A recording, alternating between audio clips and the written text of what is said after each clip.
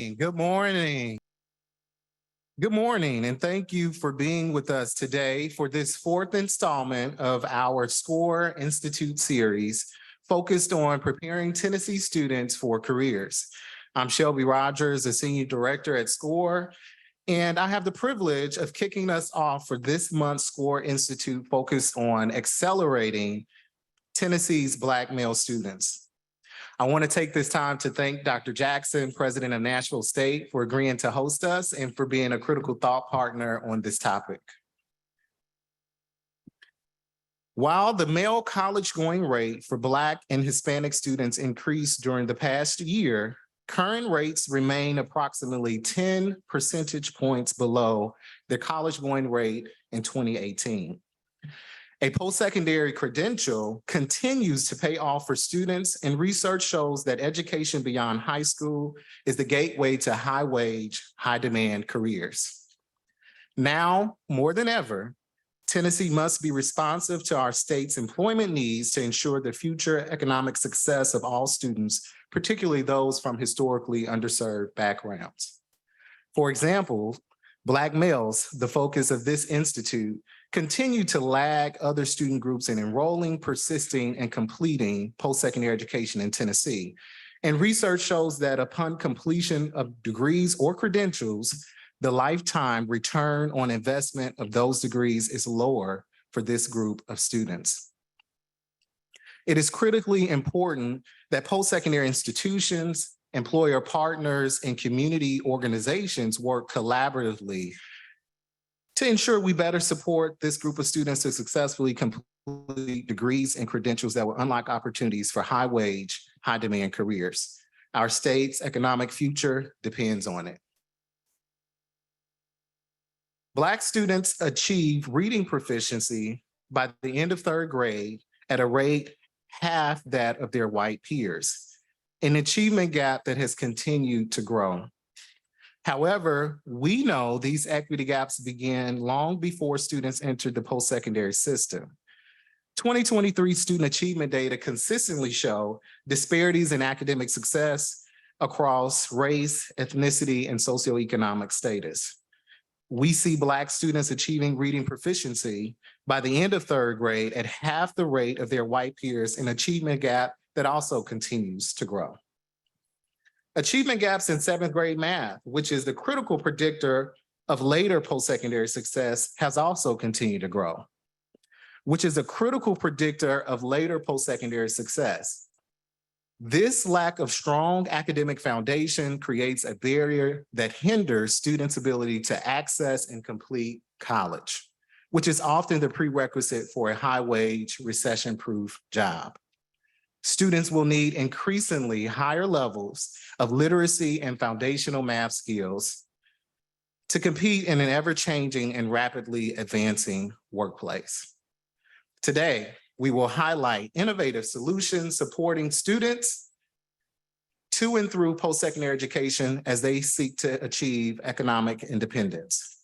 We'll begin by hearing from Anish Sohini, Chief Executive Officer of 1 Million Degrees, an organization dedicated to accelerating community college students as they progress on career pathways toward economic mobility. We will then hear from state higher education and workforce leaders who will discuss opportunities to better support historically underserved students, groups, particularly Black males to and through post-secondary education into high quality, in-demand careers. Now I would like to turn to SCORE's Vice President of Strategy, Mary Cypress Metz, to introduce and facilitate a discussion with our keynote speaker, Anish Sohini. And as they join us, we will hear or see a video at this time. Thank you.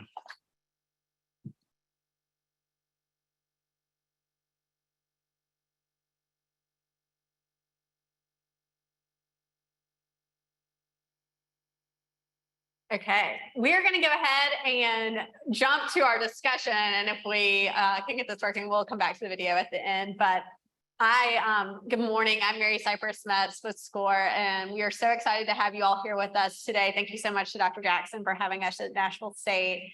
And I am thrilled to introduce Anish Sohini, who I've known for a very long time, and so thankful for him coming back to Nashville to be here with us today. Anish is the CEO of 1 Million Degrees, which is an organization based in Chicago that accelerates community college students' progress on career pathways to economic mobility. And as we're here today, thinking about Black male student success, really look to good work across the country that is supporting students, particularly historically underserved students, to have success, to find success and great outcomes. So excited to have you here with us today, Anish. Anish is the child of immigrants and was compelled to begin his career in education because of the role that meaningful education access played for his family and the opportunities that open. And so he started his career as a high school English teacher, and since then has worked in the public and nonprofit space in and around education reform, both at the local and state level. Some of you here may recognize Anish. He spent some time at the Tennessee Department of Education, where he played a very critical role in the design and rollout and implementation of the teacher evaluation system here in Tennessee. He's also spent time at TNTP on human capital and academic reform in Camden, in Boston. He most recently served as the executive director of Teach for America, Chicago, and Northwest Indiana. Anish is a former Forbes 30 Under 30 recipient and has many other accomplishments under his belt. So Anish, thank you so much for being here with us today. Thanks for having me.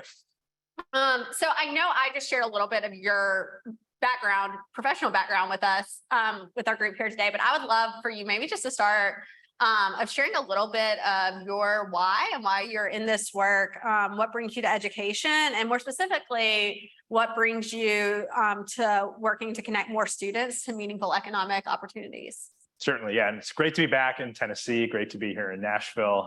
As Mary Cypress mentioned, I had the opportunity to work here at the Tennessee Department of Education and then also go to grad school at the Peabody School. And so it truly feels like coming back home. To your question, Mary Cypress, so education is the reason why my sister and I have had access to so many opportunities for success in our life.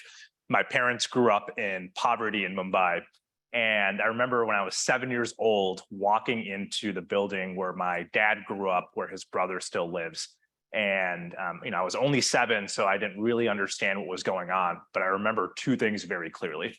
The first was wondering how 7 people grew up in a 700 square foot room. The second thing I remember thinking is, how was it that in the house where I was living in, where I was being raised in the United States, that 700 square feet was just one of many rooms in our house? And so I quickly put all that aside, was excited to see my cousins for the first time in 2 years. But as I got older, I started to piece the story together and realized that my dad got a one-way plane ticket to come to the US on the condition that he get into a college here and he get that college paid for. So he got a work-study scholarship to go to the University of Cincinnati. He had no idea where Cincinnati was, by the way. He literally got on a plane, a couple planes probably, and landed here. And a few years later, he and my mom had an arranged marriage. So within a month of meeting my dad, they'd had their first date, they were engaged, they were married, and she was moving halfway around the world with a stranger to a strange place. And my mom didn't immediately go into the workforce, right? So she actually had a college degree in India, but wanted to stay home, raise a family. But when she decided to go back into the workforce, she realized her education wasn't going to get her a job. So she went to our local community college, where she got an IT degree, got an IT credential. And I remember going there every single day with her because my dad was also working 14, 16-hour days, right? So my sister and I would sit in the back of the classroom while she was continuing her education. And to think about the power that opportunity had in our family's life. My sister and I have almost anything we could have wanted in our life, right? And so for me, I've always wanted to make sure that I spend my time paying it forward and investing in the success of others, feeling so grateful to have had the opportunities that I've had. Thank you so much, Anish. It's always powerful to be reminded why we're in this work. And your story is very much that. And this whole series is really about how are we supporting more students to be prepared for the workforce so that they're getting an education that really enables them to enter a career that leads to economic independence and a meaningful life for all students here in Tennessee. So I'm excited for this conversation. And I think that's a great transition to the work of 1 Million Degrees, which you're leading currently, and would love to start with you just sharing a little bit of an overview of 1 Million Degrees And more specifically, would love to hear about the focus your organization has and thinks about education as the engine for workforce and upward mobility.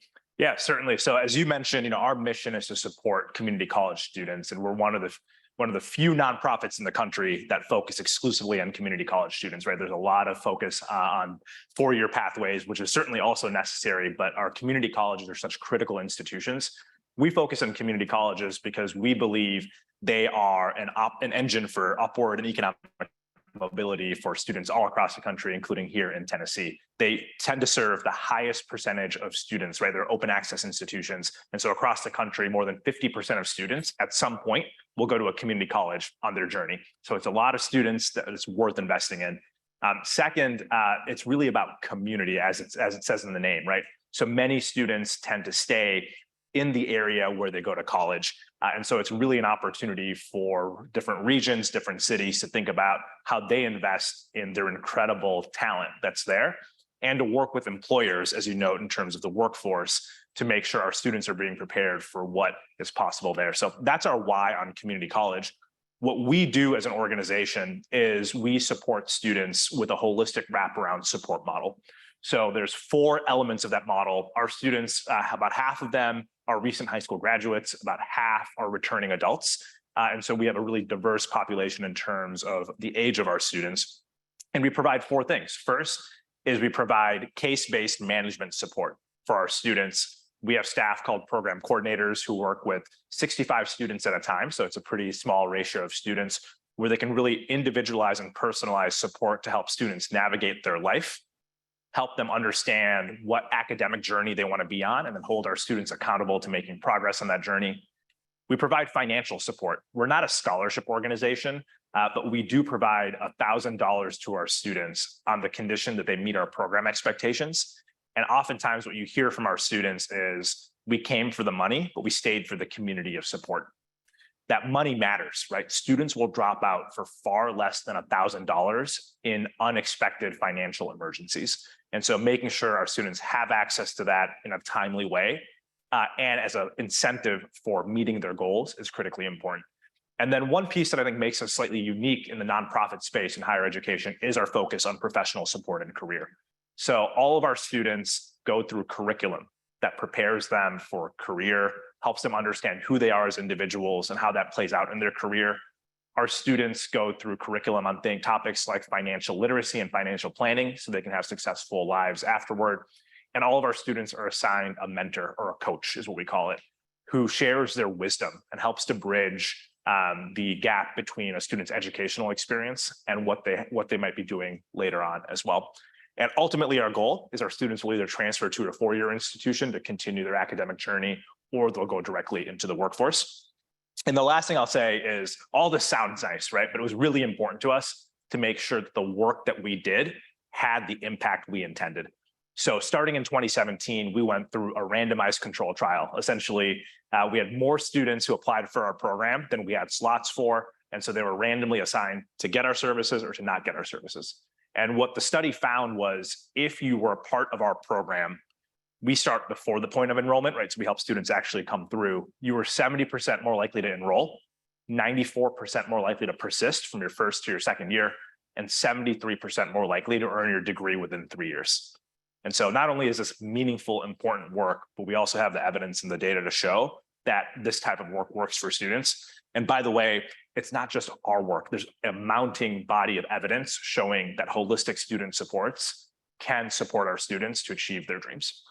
Thanks for that overview, Anish. And I know that there are a lot of folks in this room who recognize that need for those holistic supports. And it is clear that that is, I think as I've learned more about 1 million degrees, really the game changer for the students who are part of it. And also know that providing those types of supports is really expensive. And I am curious, as how have y'all been able to build the case for why this investment in student success is worth it and how you think about that, as I know many folks in this room are also thinking about the same thing. Yeah, look, I think the reality is everyone would want to do this, right? I think everyone would agree. And so I think there's sort of two arguments to be made about why the return on investment is worth it. One's a moral argument and one's a business argument, right? I know you all have to actually think about dollars and cents too. So the moral argument is if you're going to invest many resources into students, even independent of holistic supports like OMD, but students aren't actually achieving success, then have you achieved value in the investments you're making initially, right? It is undoubtedly true. We have to support our students, and we have to support our students to get to the finish line. As you stated, I spent a lot of my career in K-12 education, and there's been so much work done there, so much more work to do. But one of the frustrations I had was I had so many of my own students when I was a teacher, when I was working at a state and system levels, that didn't make it to the finish line, right? 12th grade is not the finish line. And so I think we have an obligation to support our students.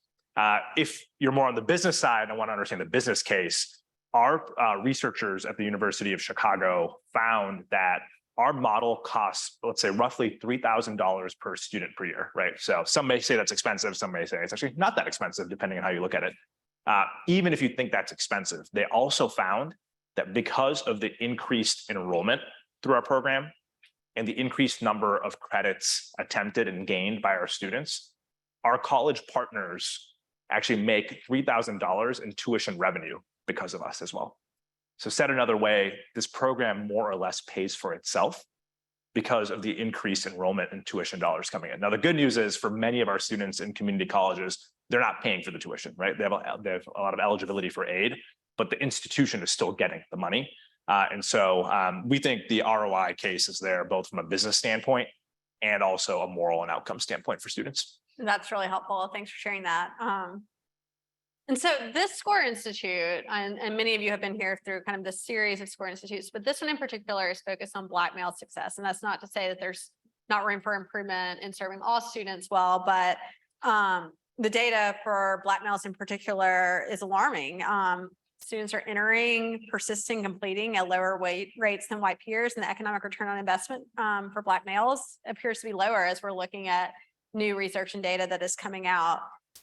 We know that Black males are leaving our K-12 system on average less academically prepared, with third grade reading rates lower, seventh grade math proficiency being about a third of white peers. And so that's why it's really important as we think about this work at SCORE, that's why we think it's really important to invest in student success for students who have been historically underserved. And I'm curious, Anish, for you, how do the variety of supports 1 Million Degrees offers empower students, particularly historically underserved students, Black males in particular, to reach their full potential in school, work, and life? Yeah, certainly. I mean, when people ask me the question, sort of was like, why do you think OMD works, right? What I say is nothing we do is unique. Any element of our model you could find in other places you find already happening. I think what's unique is we provide all of it together. And so any given day, any given student might need one component of our model more than others. What we find, especially for our Black men, is there's a sense of hopelessness that they have that's at a level higher than some of their peers and other students. And so really what we try to do is we try to instill that hope, right? So we try to make sure everything we do is both about how we know they can achieve success now and how they can tie how they're spending their time now, right? Time is such a precious and scarce resource for our students to their future aspirations. And so they can see that hope and that connection to their purpose. And then we build community, right? I mentioned we have program coordinators that work with our students, but we have the coaches and mentors that work with our students.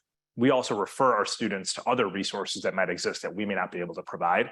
And so, at the end of the day, we think success here is really about building hope and connection for our students' purpose, and then building community around students at a moment in their lives where they may feel hopelessness or they may feel like there's not a community who believes in them and invests in them. Thanks for that. And I think good segue, would love to hear about the students that you serve. And the students you serve now, and then also I know that OMD is expanding and looking to serve all students attending City University in Chicago. And so how will that change as you think about that expansion and think it might be interesting for the audience also. Would love to hear the story of a specific student that might come to mind for you as well. Yeah, absolutely. I mean, so just to, shed some context on where we work and what we do, we've primarily been a homegrown Chicago-based organization originally, right? And I think that's powerful because we started by building relationships. We started by building context and understanding of who our students are. And as a result, and through this work and the evidence we've gotten, we've now moved to a partnership in Chicago where all students will automatically be enrolled in our program in the entire City Colleges system. So we're talking about 11,000 students being eligible to be a part of our program instead of having to apply for services that they deserve, right? So we're moving to a different model where we can certainly reach and serve more students. And the way we're able to sustain it and do it is the ROI argument we made earlier. It pays for itself. And so the City College system has said, we're going to pay for this work as a public-private partnership. So initially philanthropy will give some resources, but over time it sustains itself. We think that's critical. The reason I bring that up though is as we've built out this partnership, we've gotten outreach from so many people all across the country saying, hey, how do we learn from this? And how do we do this in our backyard as well? We don't aspire to directly serve students in other communities. We actually think the assets already exist here in Tennessee and other places to do this work. But if we can give someone a lift, help build the capacity, we are certainly open to figuring out how we can partner and do that work. And the reason I bring that up is to your question about students. I mean, I'll share a few examples, right? So one is a student named Axel, who I was talking to recently. He's part of our apprenticeship program. So one other piece of what we try to do is ensure our students aren't just getting their education, but directly connected to work-based learning opportunities as well while they're learning. And Axel told me the other day that he enrolled in college because the apprenticeship program was the only way he could afford to go to college, right? Because he's getting paid, not just his tuition free, but he's getting paid and he's supporting his family. He told me he stays in his pursuit of education because he understands that within 2 years of starting, he will have a full-time job at his place of employment where he's doing his apprenticeship if he keeps on track. So he sees that hope, he sees that connection. Another student I'll mention is Enrique. Enrique was working with us as a student, traditional student, no work-based learning experiences as part of his model, but he really connected with his coach and his mentor. And for him, his mentor is now the person who's guiding him to figure out who in their network or their social networks can get them access to jobs. If the video plays, you'll hear the story of Shirley, right? Who's had an incredible, she's a returning adult student who's had an incredible journey as well. And so at the end of the day, our students are all incredible. They're also all unique and they need individual needs. And so making sure we can meet the individualized needs of our students where they are is a critical part of what we do. Thanks for that. I always appreciate hearing about individual students and their paths. And I think that really leads to the next thing I'd love to hear you talk a little bit more about. Obviously, the research shows that students earning post-secondary degrees and credentials leads to better outcomes for students after graduation. And the research we've looked at really shows that a student who earns a bachelor's degree will earn almost $1.5 million more than their peers in their lifetime, than their peers who just earn a high school diploma. And so we know that those post-secondary degrees are really important, but we also know there are different paths to getting the degrees and credentials that have workforce value.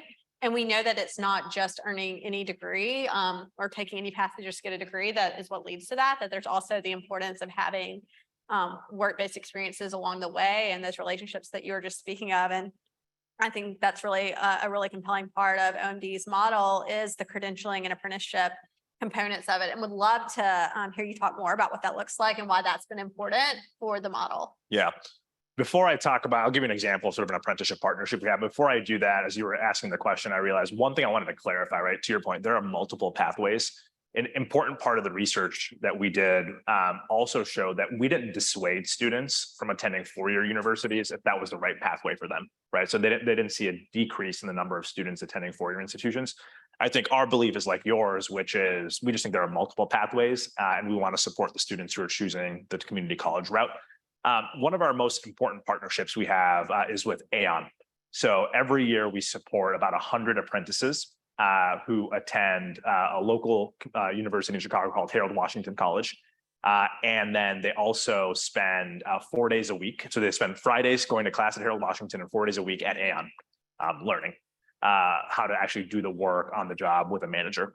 Our role in this work is to do a few things. First, we sort of serve as the bridge between the company or the employer and the university to help say, how do we ensure that the way this is being set up creates the best experience for students, right? We sort of put the student perspective in mind. The second thing we do is we provide case management support, like I described earlier, to our students.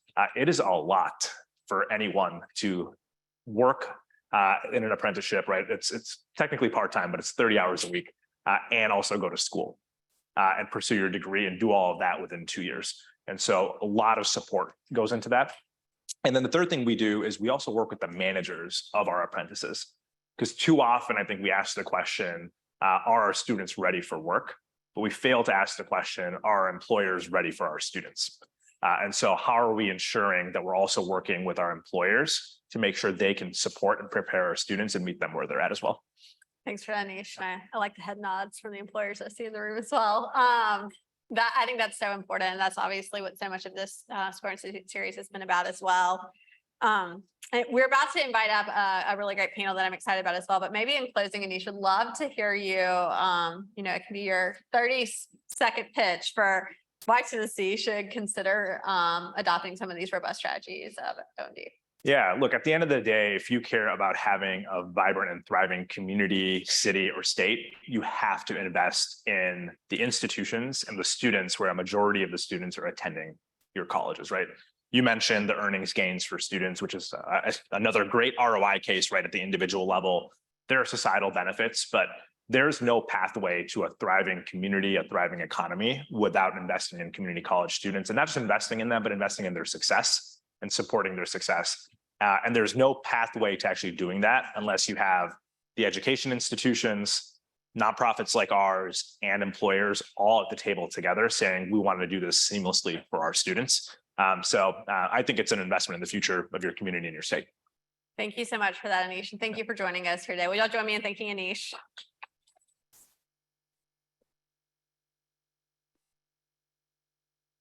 Okay, and I'm going to hope that we can play the video, Shirley, while we're stepping down. But at the same time, I'll invite up my colleague, Dr. Jamia Stokes, who is our Vice President of Post-Secondary Programs at SCORE, and a really wonderful panel that she'll introduce that will talk about various ways to support Black males on their path to success. So thank you again, Anish.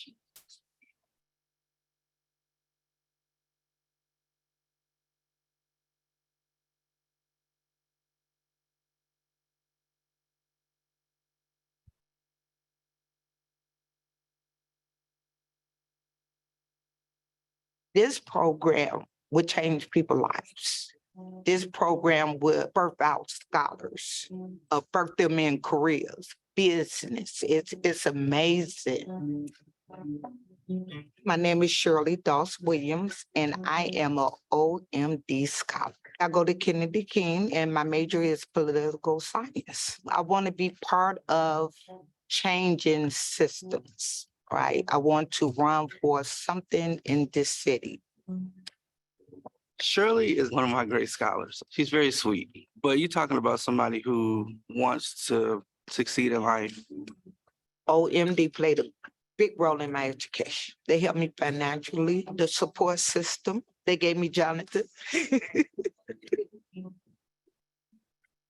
And I love Warren as well. That's my advisor. So I got two young men, one over here and one over here. My defining moment was when Jonathan told me age ain't nothing but a number. I'll be 60 this year. And so that was very touching to me. And that gave me more push, more drive. OMD is not going to let age be a barrier, especially for our scholars. I love Jonathan. That's my hero. She's actually my hero. I look up to her because she's been through a lot. I grew up in Inglewood. The Inglewood community, it's high in crime. Every corner or every way you turn, something boarded up or something been torn down. And it's become the norm that we die before we get 21. So if we get the right people over these systems to really bring the impact for the people, we could turn the world upside down, and we could have hope.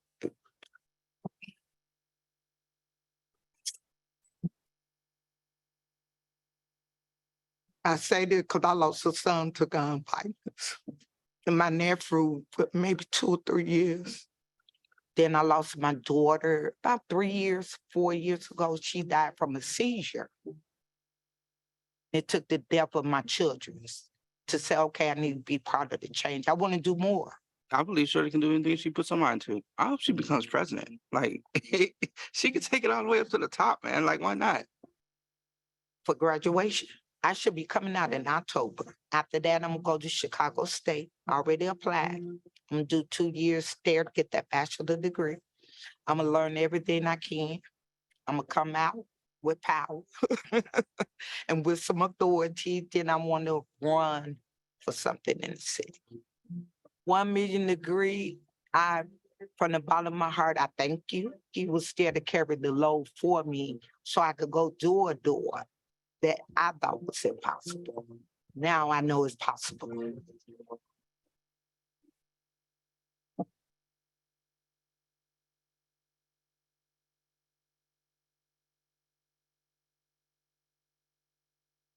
Thank you to Mary Cypress and Anish for that fireside chat. We appreciate it. And it was nice to have that video to lead us into this awesome panel discussion that we're going to have this morning.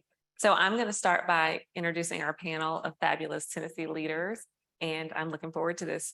So first, I'm going to start with Daryl Cobbins, serves as the Vice Chair of Tennessee State Board of Education and has served as the board member since 2017 in District 9. He's a native of Memphis, Tennessee. Mr. Cobb, I know there's some Memphis people in the room. He holds degrees from both Rhodes College and the University of Memphis and has extensive experience working in both commercial real estate and economic development, and is a proven community leader with service on boards of the National Civil Rights Museum, the National Board of Executive Directors of the University of Memphis, and the Rhodes College Board of Trustees. Thank you. Let's welcome Daryl to our panel. Next, we have Dr. Shauna Jackson. She served as the president of Nashville State Community College, this lovely facility, since 2018. President Jackson began her career in manufacturing, working for Pillsbury Company and General Mills. And then an opportunity to teach business courses part-time started her path in higher education, which now spans 20 years. Dr. Jackson brings the positive, extensive experience in administration, teaching, workforce, and community development, which includes leadership positions with Columbia State Community College, Volunteer State Community College, and South College. Let's welcome Dr. Jackson to the panel.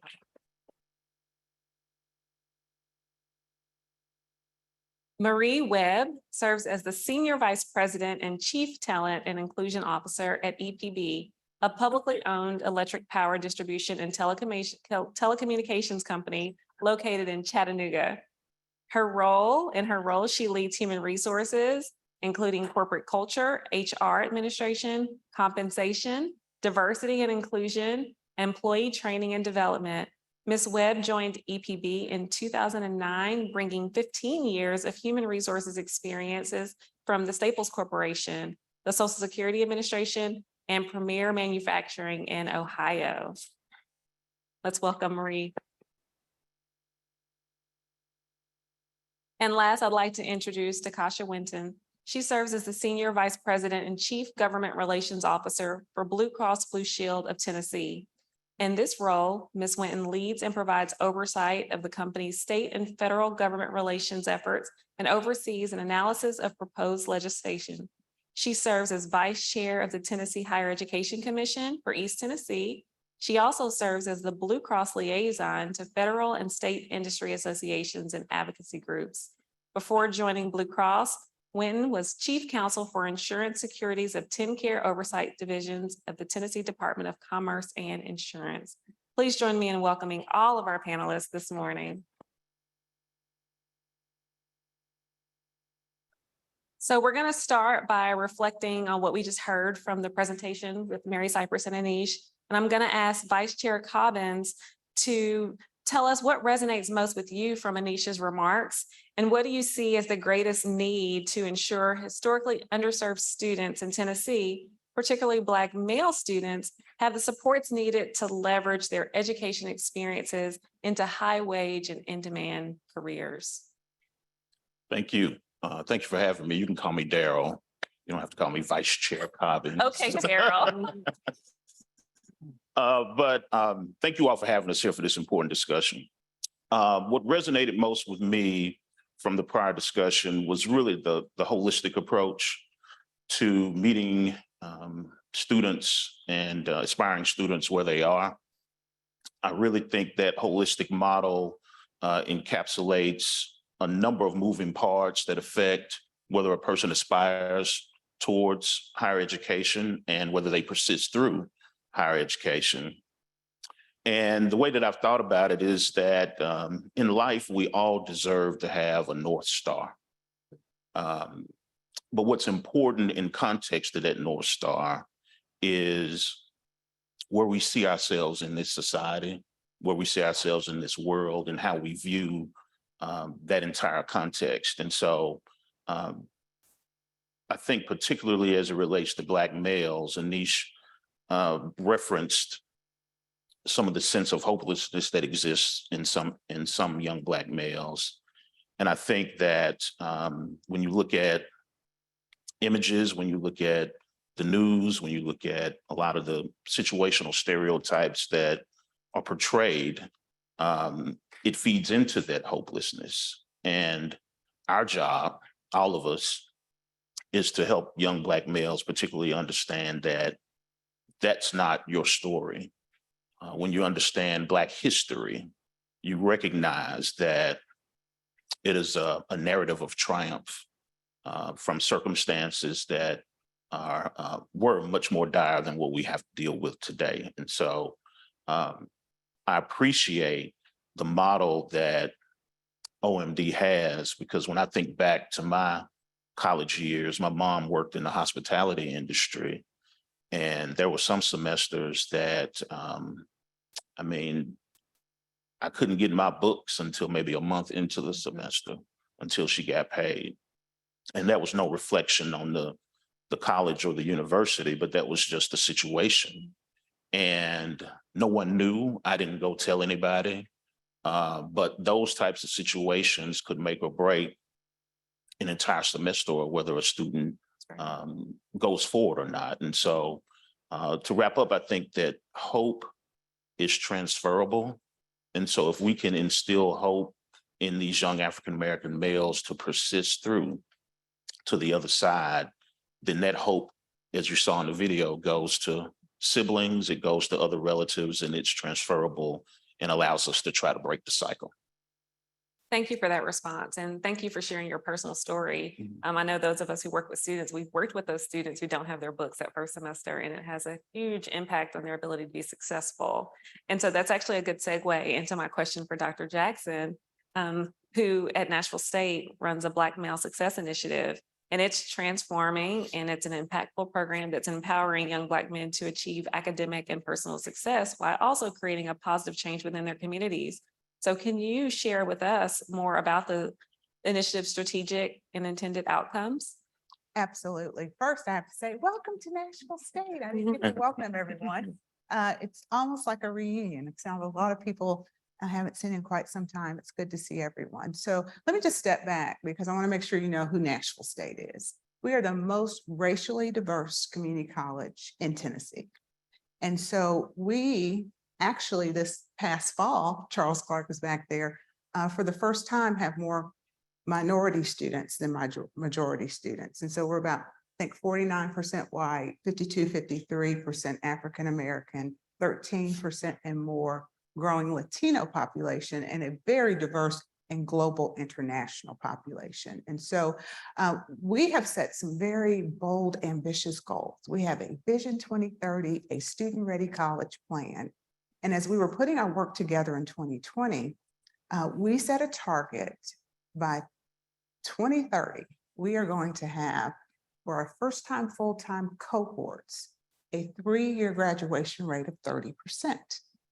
To put it in context, 30% in Tennessee, that's a very high number for community colleges. Nashville State is currently dragging the bottom. We were at 19% when we put that together in 2020. But when we broke down the data, we saw white males were 24%. Okay, that's not too bad. Black males, 6%, single digits. And if that didn't hit you right in the heart or in the gut, it should. It's not acceptable. And so we've been on a journey to transform how we serve students overall, but now we have a specific focus on our Black males because I can't get to 30 if I don't raise that 6%. And so we're being very intentional. In fact, just this past week, we launched for the college, a college-wide priority for Black males. And so the Black male success work is everything you just said. In fact, I can't wait to talk with you because we just need to say, replace your name with Nashville State, and that's what we're trying to do. So we've broken our work into 4 groups. The first group is advocacy, and how do you talk about Nashville State? Why should Black men come to Nashville State? What is the messaging behind that? That next piece is to really take it from an application to enrollment. Like, what do we do to close the gap? To make sure that they didn't just make that first step, have a little bit of hope, but oh, this is too big. How do we help get them to the enrollment piece? And then the next group is really targeted and focused on retaining students so that they persist from fall to spring and from fall to fall and stay on track and graduate. And then that final piece is resources. And you mentioned that, and someone else did. It's going to take resources, human capital, financial capital to do that. So we have very clear goals for how we want to improve the number of students that enroll, that persist and complete at Nashville State. And I have to tell you, it's not just a Nashville State issue. I think we all understand nationally, statewide, it's an issue. But when I think about who we serve, it's a community issue. It's a workforce issue. And that it is time for us to put these pieces together so that we are holistically serving our students. And so there's several people that are actually a part of the initiative. We probably have 50 people or more. SCORE has been a strong presence in this work as well. That are actually in the room with us today. And so we are looking forward to talking about whatever it becomes, because I think we're going to change the name from Black Male Success Initiative to having the same data that you shared earlier, because we know what works. We all know what works. So it's just coming together and putting those resources in place and just executing is where we are now. Thank you, Dr. Jackson. And thanks for the welcome to Nashville State. We're glad to be here today. Ms. Webb, so we heard Anish say that one of the things that we need to ask is, are employers ready for students? And I think that's a great introduction into the Chattanooga Lineman Program that offers a unique opportunity for aspiring Black men to enter the energy sector. Could you share some of that specific benefits and opportunities that this program is providing to its participants and how it contributes to fostering diversity and representation within the lineman profession? All right, thank you. And again, thank you for having me. I was definitely one of the enthusiastic members in the audience, like, yes, that's right. So it's exciting to hear others who understand and share a vision or understand some of the obstacles. I think first, employers have to accept that it's going to be a journey. And sometimes, especially historically, we're focused on meritocracy and seniority and some of those other concepts. But the reality is that's not going to be effective to break through to a new generation of workers, particularly Black males who have such a unique experience. And so employers have to be prepared to look at themselves and say, what can we do better if we want to tap and access this talent? The journey for us to come up with this lineman program probably goes back as far as I started the organization, because we had single digit, I mean, maybe 2 or 3% diversity within our lineman ranks. Because how do you get involved in that trade? Typically, you might have had a father or uncle or someone in the family. You've got nepotism going back forever. And so you had folks raising their young people, their young men in their family to be linemen, okay? So we start recruiting efforts, and sometimes, obviously to be a lineman, it's electrical work, it's a skilled trade, and it's honorable, it's a wonderful field. But if you don't have the math science background and able to do the calculations in order to keep people safe, if you are afraid of heights, we'd find diverse individuals, we'd find Black males to go through the program only to find that they were afraid of heights because they had never had a reason to climb 40 feet into the air. And so we have to use common sense solutions. And we had great intentions, and we had leadership that was determined to diversify, to add Black and brown and women into this field, but we couldn't just go by what we've always done. And sometimes when you challenge what we've always done, people they are offended by that, or they think you're lowering a bar.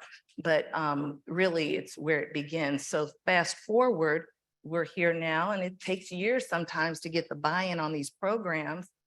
We have a young man who went from, he's in our Future Ready Institute. So I'm a big believer in private and public partnerships because they come from two different worlds and they have to meet in the middle. And so this young man was able to go in less than 2 years. He's making as much or more than his teachers. We're looking at him like, wow, this is great, and we're so proud of him. But his journey has been very challenging, but it took a holistic approach. It was not, allow him to complete a test and throw him out there. He has ongoing supports. And so I'll also speak to organizational responsibility. His peers in the lineman trade don't typically get called, folks don't call the cops on him, right? So we can go through all these efforts, and then this young man who's trying to do work on our behalf, people are saying, why are you knocking on my door? What are you doing in this neighborhood? I'm not going to let you on my property. And they're calling the cops. So we have to make sure his uniform, we have uniform practices. It's for his safety as well as for those of the public. He's had guns pulled on him. So when I tell you this is a community effort, we are adding diverse individuals into our marketing campaigns. We might do some neighborhood initiatives, so we can say, look at our staff, look at the folks who might come to provide services to you. And it's important that they're diverse, so they know that might approach them. So I could go on, but it really is, I'll say, exposure. Our employers need to be prepared to expose them. They need the training. They need a high bar. In recent program, we had some young men, they were late. Some of them smelled as marijuana. We got to start over. Let's go back, but we set that high bar and some of them got it together, right? So there's going to be opportunities to get back on when you don't get it the first time and make a mistake. And they need support, they need support. And like I said, instead of, we've had linemen who are going through the apprenticeship program and they don't like something that their peers said when they made a mistake, and they might say, oh, well, that person's being racist, or I felt they're being discriminatory. And they say, no, son, you are going to get someone hurt if you don't do this well. And so we need those lines of communication so that these young men have the resilience. Once we got to give them hope, but give them the resilience to navigate so that they can have that vision for themselves at the end. Thank you, Ms. Webb, and thank you for giving concrete examples about what it means for the employer to be ready for the students and to think about the specific needs that African-American men face when they enter the workforce, especially in a public-facing type of environment. Thank you for that. We appreciate it. Ms. Winton, you wear many hats in your role at Blue Cross Blue Shield of Tennessee, but one that feels particularly important is your role in mentoring students in the Blue Sky Institute, which is an innovative cross-sector partnership that provides an accelerated, no-cost bachelor's degree in an in-demand field of computer science.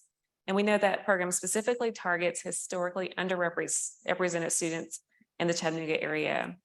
We also know that you play a role as a commissioner and the vice chair of the Tennessee Higher Education Commission. And we're hoping that you can share some of your thoughts about what you've learned in your work, about what works best in helping to support students for success as a mentor. And then next, could you talk about what the state's role is in supporting more students to enter into programs like this one to succeed in the workforce? Well, first, thank you all for being here. It just shows how much you all appreciate the value of Black males and making sure that they get to that next step. And so thank you for the panel and making sure we're all assembled here today. So you asked a pretty loaded question. So I'll start with the Blue Sky program first and mentorship. I think any person in this room that's had any level of success has had some type of mentor. There's not a single person on this panel that's not had multiple mentors in their lives to help them. So one of the things in the components of the Blue Sky program is that each of these high school students is paired with a senior executive within the organization. And a lot of those conversations are not just about what is your school like or how has your experience been. It's really just trying to focus on how do we prepare you for those soft skills? How do we give you the things that you need necessary so that within 2 years, you're a part of the Blue Cross or whatever workforce that is available to you so that you can thrive in that environment. So that's the first question. And then the second one is, what's the role of the state? So that's a fully loaded question because we have received a significant, and even the Blue Sky program, received a significant amount of support from the state of Tennessee so that we can really focus on the goals of those students and provide them things that we otherwise wouldn't have been able to provide within the program. The difficult part of where we are as a state, where we are as a nation, I mean, I think everybody saw the Supreme Court decision in regards to these types of programs. And what does that look like moving forward? So while we can try to participate in making sure that diverse individuals receive that support, we also have legislation from that same state that's saying, hey, you can't have these types of programs. So it's really trying to figure out how do we connect to ensure that even though you have a diverse program, you are fully accelerating everyone in the process, because we all lose when you have 6% of the Black male population in not being able to finish their high school or finish their college education. So that's where I'll stop there. Thank you for that. And thank you for talking about the challenges in our state when it comes to diversity, equity, and inclusion. But we are thankful for the work that THEC continues to do to support it. So Dr. Jackson, I'm going to come back to you to ask you to talk through the support that Nashville State is providing to help the Black males from education to career. And so particularly, can you talk about what Nashville State is doing to develop employer partnerships to help with seamless entry from Nashville State into a career? I would be happy to do so. You mentioned it earlier, and I have to just restate that, you know, many of our students have to work. And so working and going to school, and many of them are parents, that's very challenging if you do not have a strong support system. And so how can we then create opportunities, not just for them to work and have money, which is needed, but in the field for which they're studying. And so that's been a large portion of our work, not specifically for Black men, but for our students overall, because they're all in that space. And so I'm really excited about a couple of programs I'll mention real quick. One has been ongoing since probably 2019. We call it Learn and Earn, and that's with Tractor Supply. And originally, because I had a prior relationship with the CIO, and I think Rob Tudor's in here, he's been a big help with that. We talked about, you know, developing an internship program. Well, Tractor Supply is actually in Brentwood, and we're here on White Bridge Road. There's no bus line there. So my students can't get to you. Can you bring the jobs here? And they agreed to do that. So prior to the pandemic, we took a classroom, turned it into Tractor Supply office. They put an FTE here. They interviewed and selected students to be a part of this program. And the agreement was always that they would be doing real work. And that makes the difference. It's great to have job shadowing. It's great to be able to observe what other people are doing. But when you can actually do the work, you're building those experiences and those skills. And so after the pandemic, they took it virtual and it's continued that way. I'm excited to share that some of our students worked on a program and improved a process that saved Tractor Supply $120,000 a year. So they will be able to talk about that and share that experience. One of the new ones is with Cat Financial, and it was our first federally registered IT apprenticeship program. And what is unique about Cat Financial is, you know, this old model of we need employees. Let us talk to your class of graduating students. It's way too late. You got to start much earlier than that. And so they actually have hired 2 students. They started in January, only had 1 semester of coursework, and made them employees at Cat Financial, these two students have access to 401k, to the bonuses that the other employees get. And there's an intentional mentoring type program around those students. We communicate with them very closely because there's things that we've learned. Next orientation, we need to talk about how to send emails and set up meetings. Things they never would have learned, but they don't know that. And so now we're talking about how do we incorporate an etiquette class into our IT programs. So those opportunities to actually do real work in the field for which you're studying with employers who understand they've got to create the right space for these students to be successful, be willing to share, you know, let's talk about that email and not just let students falter, are the types of partners that we love working with. And so a part of even our Black male success work is to have not just peer mentors, but also community and professional mentors so they can build that social capital as early as possible so that they can pick up the phone, getting close to graduation, to get a little help and assistance on how to do the next step. So those are just two examples of some good work that's happening at Nashville State. Those are very good examples, and we look forward to following those programs to see how those students enter the workforce once they graduate. So thanks for sharing.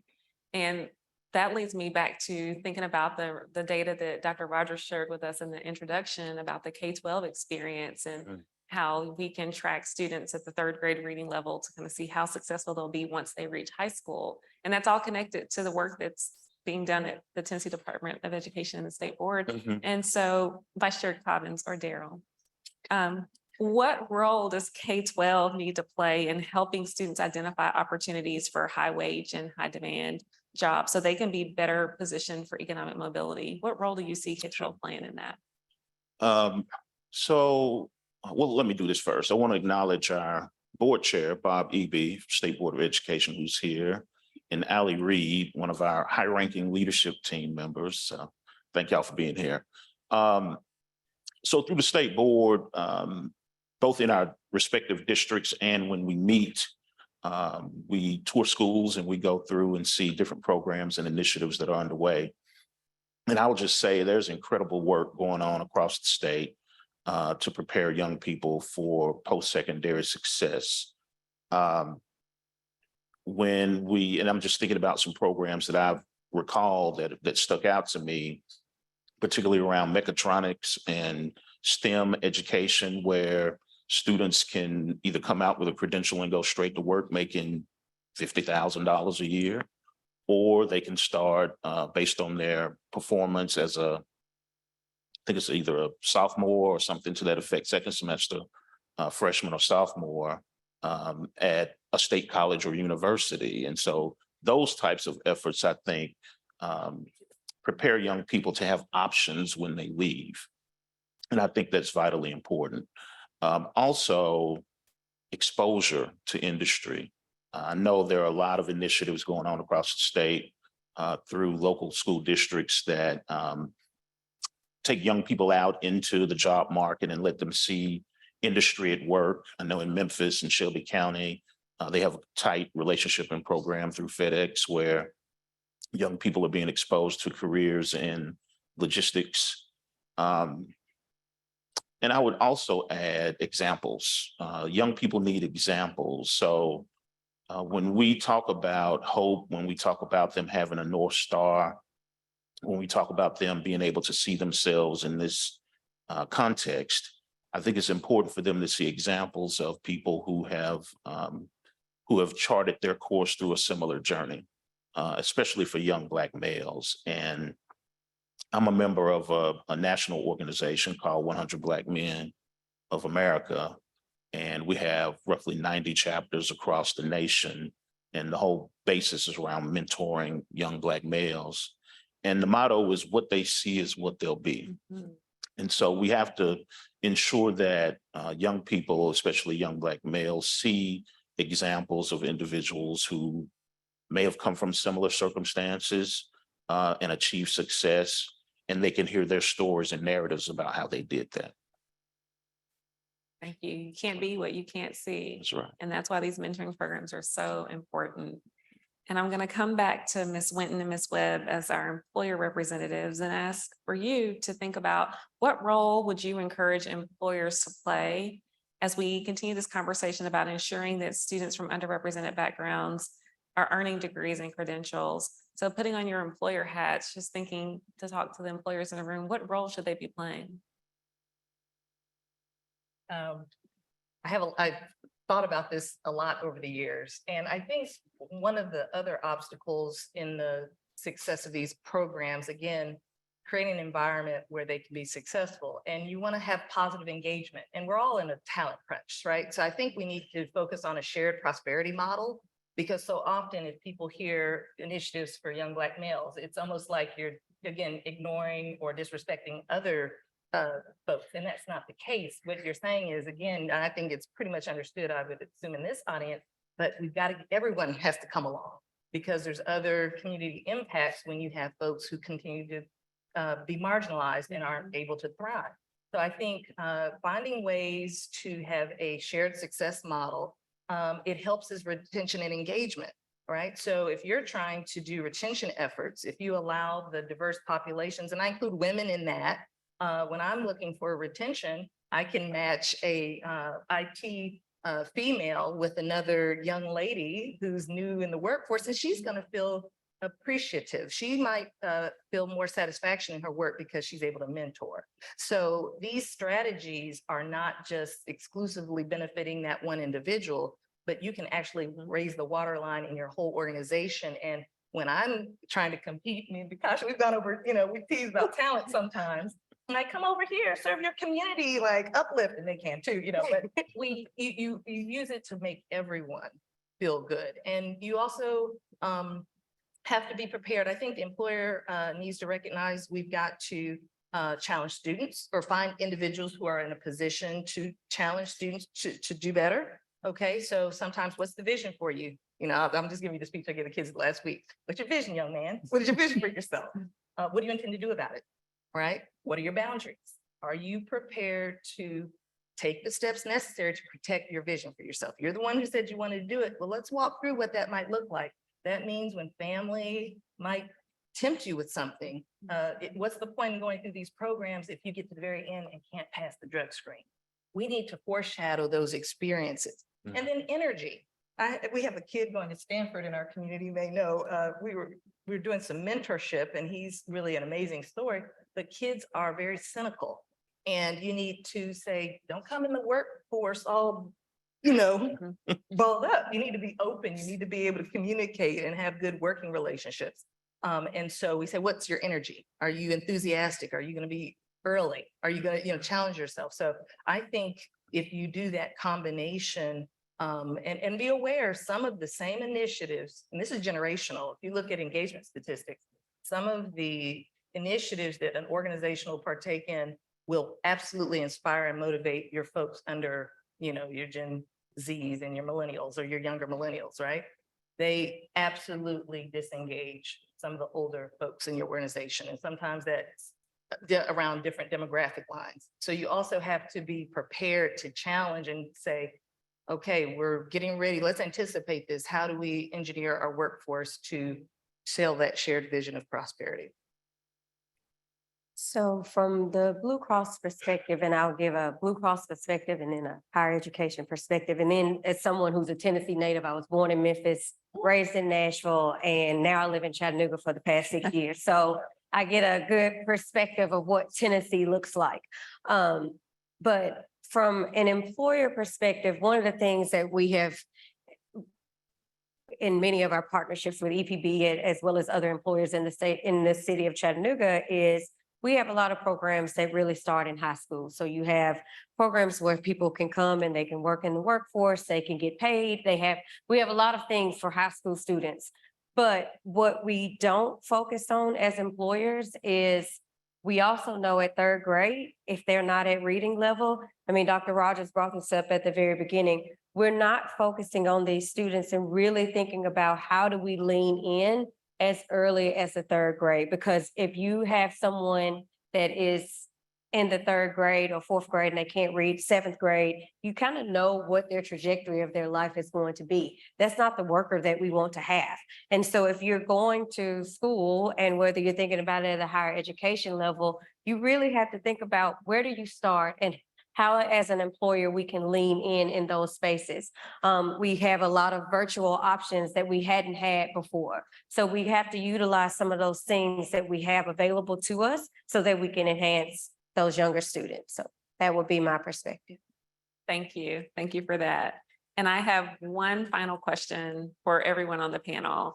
And it's when we're thinking about careers and economic mobility, because that's what this is all about.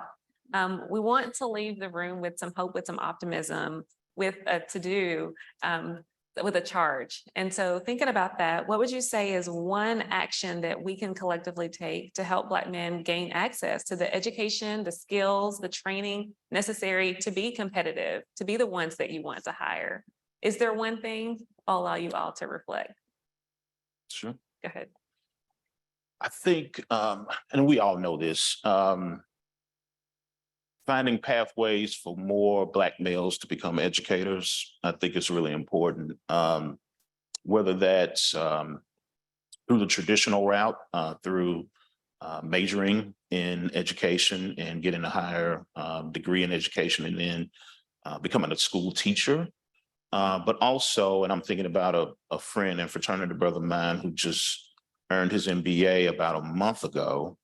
He's early 40s, has been in management in a number of different arenas, and recently decided he was ready to go into education and become a teacher. And so as many creative avenues and opportunities that we can employ to get African-American males in front of these young African-American males at an early age, I think it gives them that example, it gives them that hope, it gives them that role model and figure that they can look to and identify with, that sets them up for success to hopefully address some of those challenges that we talked about exist in those early years. So that's my one thing. That's a great one thing. Right. Thank you. I don't have just one thing. Sorry. I can't think of just one thing. I want to tell you, how I think about the work and this is a pitch to everyone. So I agree with everything he said and can go ahead and ditto whatever you're going to say, because I know I'm going to agree with that too. But I see this work like as a football field, and I'm just a big football fan. And so if completion is scoring the touchdown, right, that for our Black males, we got to get them down the field. And so in many situations, I'll use my own example. I was academically prepared. I knew I was going to college. It was a matter of where, not if. You know, I'm in the red zone. I'm already down here on the field and I didn't work, and you weren't rich, but I didn't work. I'm on the goal line. There's like no reason why I should not complete. So there are students like that we know are Black males that are going to be fine. They're going to do fine and they're good. It's the ones that are starting in their own end zone, right? Or that aren't even on the field, like not even on the field, that I think we need to galvanize and be around. So I see Nashville State like linking arms with everybody up here and in the audience to be the biggest, baddest offensive line we can be, to protect that student who has to carry the ball. They got to do the work. But the defenses are coming at them, whether it's the transportation, because if you don't have a car, going to college is going to be a challenge for you, especially in Nashville. You know, whether it is, I have to work. I had a campus director make a really good observation. She said, when the parents come in with the Black male students, it's always about, is this going to work around your work schedule? It's never about school. It's always work is first. So how do we get together and help create pathways so that they can be closer to being in the red zone? And so I think we collectively need to come together. And that's my one thing. I can look at several organizations where we're all working kind of independently. We could get together and put some power and resources behind it, clear that field. That student could just go down there and kick off return, score a touchdown. So that's my one thing. I think we need to come together and really put the resources so that you're not spreading dollars out among 5 different organizations, that we are collectively working together, because there's power in partnerships. This is really hard. what they said. What Kasha will say. Challenge them because they can do it, right? And he talked about the history. They can do it. It may not be easy. It not fair. There's all these other things, but letting them know they can do it. And then this is 1A, and having the supports there and someone who can hold them accountable for doing it. And it's not going to be easy, but they let them know they absolutely can do it. I take on the role of the auntie. And, that's my persona. And I mean, it's truth because I do see my family in them. And I just say, you can do it. You don't have to figure it out. I know you can. So they've done it before. You're not, and you let them know they're not alone, but encouragement. So maybe that would be my word, is just encourage them. They can do it. Okay, so I'll try to finish this off and agree with what everybody said. And I'm sure there's 10,000 different things that we all could say to try to enhance, but I'll start with a global and then do a more specific thing. So the first thing is empathy. That's what I would say for all of us. And empathy does not mean pity. No Black person, male or female, needs the world to pity them. They need resources and assistance, and that does not equate to pity. So with that empathy, there's just some unique challenges that we don't really think about. So and I'm just going to use one example. If you are a student and you are, your mother or father or whomever your guardian is has moved to multiple locations, you may not have your birth certificate. So if you don't have your birth certificate, you can't even get into a college because you don't have the things necessary to apply for financial aid. So thinking about just the smaller things that may not be a challenge to everyone else as a whole, if you're starting at this end of the field, thinking about those challenges and how do we work to reduce some of those things? That's what I would say. That's great. And we now all have a football analogy that we can use. We're clearly ready. It's our responsibility not to fumble the ball on our students. So hoping that you are going to leave today with ideas to help build hope and connection for our Black male students and our underrepresented students in Tennessee. Let's thank our panel for their contribution to this conversation.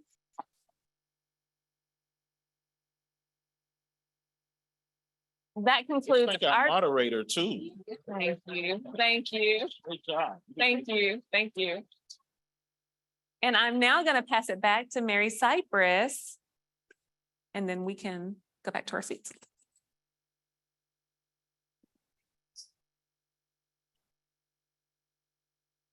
Thank you so much to our panel and Jamia. That was just a really great discussion, and I really appreciated the opportunity to hear all of the various perspectives that are coming at this from different angles that I think are really showing us how important it is to all be working together to support our students, all students, but particularly our students who the data shows and we know are furthest behind, particularly Black males.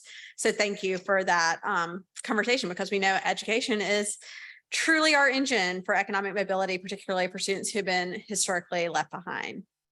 So we really believe that Tennessee has an opportunity to examine statewide enrollment, retention, persistence, graduation relating to Black males, and to design and align resources to really implement evidence-backed strategies that we know support students.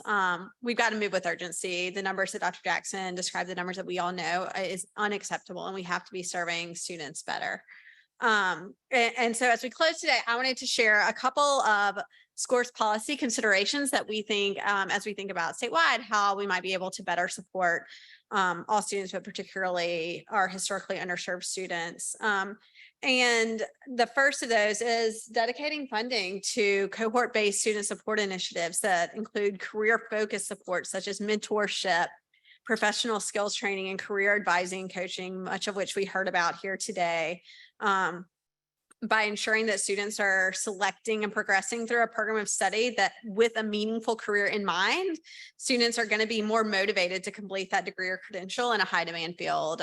We think it's so important that students are really on a path to earn degrees, credentials that are portable, that have workforce value, so they're able to enter careers.